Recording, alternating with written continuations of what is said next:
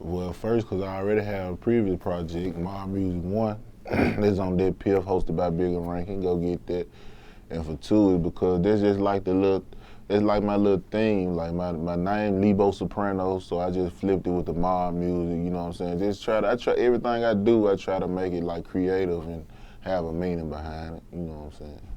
I mean, I chose the pictures to look the way it does because that's the kind of theme I wanted for the project. You know, I already knew what kind of theme I wanted to go with, and the designers just brought it out. The graphic people they just hit it on the money.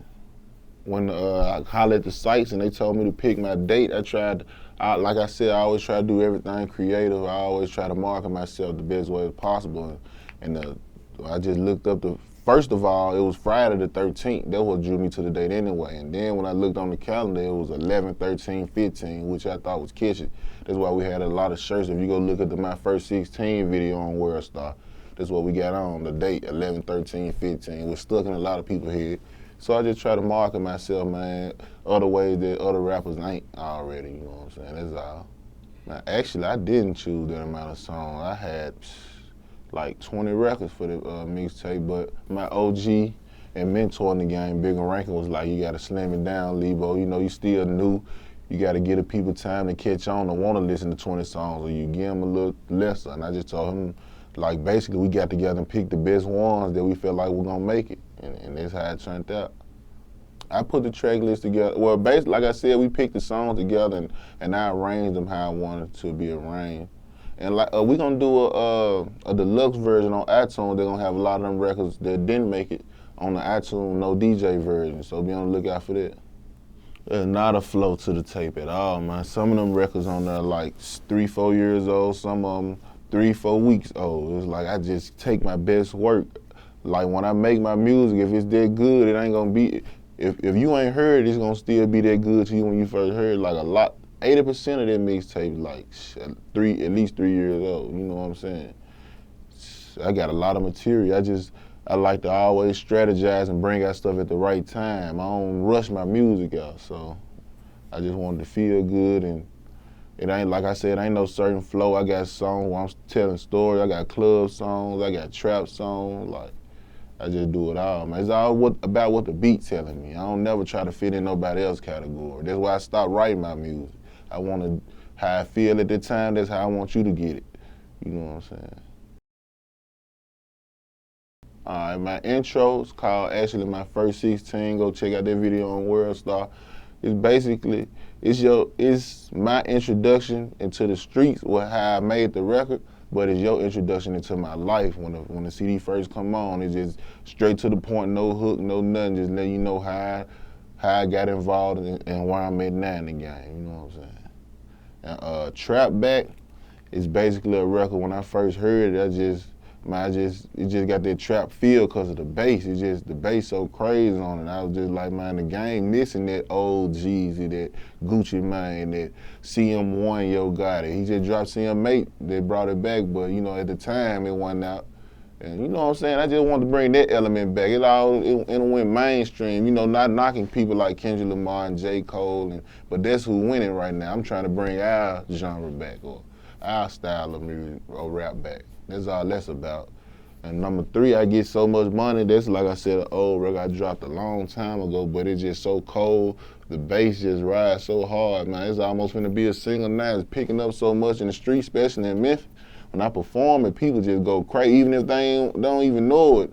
When the bass line drop, they just go crazy out there. What I Wanna, number 4, that's blowing up, of course. That's the lead single right now. The video about it, well, when you see this, the video should be out on World Star, so go check that out. What I Wanna, produced by my producer, LC.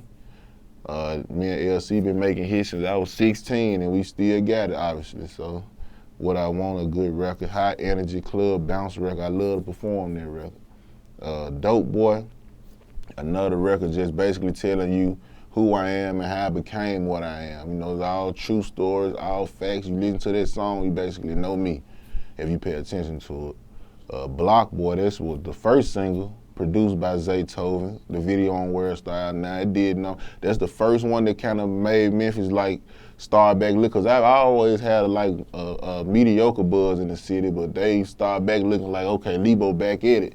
When they heard that coming out, that was the first lead single produced by Zaytoven. Shout out to him. What I got after that, Dope Boy Nightmare. That's just man, the beat just so cold to me. It's kind of slow. It's an eerie little beat, sound like a horror movie beat. So I guess that's why I went with the title Dope Boy Nightmare. And before I even wrote the record, I visualized the video. Like I said, it sounded like a horror movie. The beat sounded like a horror movie. And I just wrote that. That record has a flow. When you asked me that, I just flowed and wrote the whole record. Basically, it's real cool. I got Who Can You Trust, the next record, I think. That's another old record that I've been keeping in the vault because it's so special and different, because I'm telling a story on the whole record. Like, it's basically one story. And I'm about to shoot a mini movie to it, so y'all look out for that. And it's based on true story. I just tied a lot of true events into a thing. I changed a lot of things to not get people in trouble, but that's based on true events, you know what I'm saying? What's after that? I'm Still Getting Money. That's another record I've been had since like 2012. Me and Hot Rod made 5-Star Chick for Yo Gotti. He produced that record, and it's just another club banger, high energy. Shooters Up, man. That's another record I've been holding on because it's so hard. It's just the beat just so different, but it still got that bass to it. And plus, man, Memphis right now, that's what it's about, the shooters. So I did that for the young dudes, and they loving it. They going crazy out there. Am I missing something? The outro. No, Shit That We Go Through. Shit That We Go Through featuring Interstate Day, which is the first artist on Money First record. And that's just basically, that's my little brother also. So we basically telling you like where we come from again, like how we grew up and why we the way we are. That's what that record about.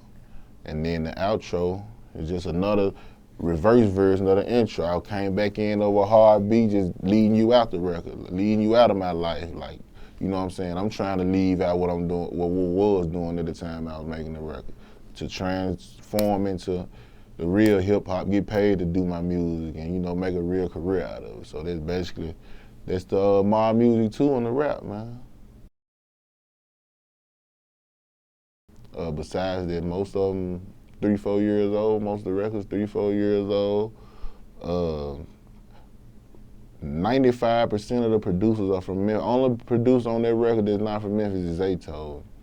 And so that just let you know how diverse Memphis sound is, because don't no song on that mixtape sound like the other one. You know what I'm saying? I got a lot of big Memphis. They ain't big to the world, but they big in Memphis. You know what I'm saying? Legendary in Memphis. So that mean a lot to the Memphis people. You know, we always been a mecca of music, so for me to go and pick all these different producers, I ain't just go with one sound. A lot of these not regular Memphis producers, these high level, like Carlos Brody, he produced What's Beef for Biggie Smallz. He made the Who Can You Trust beat. I got Web of the Machine, he did a lot of hits for Snooty Wild, you know what I'm saying? Of course, Hot Rod made 5-Star for Yo Gotti. Like a lot of good Memphis producers on that, man.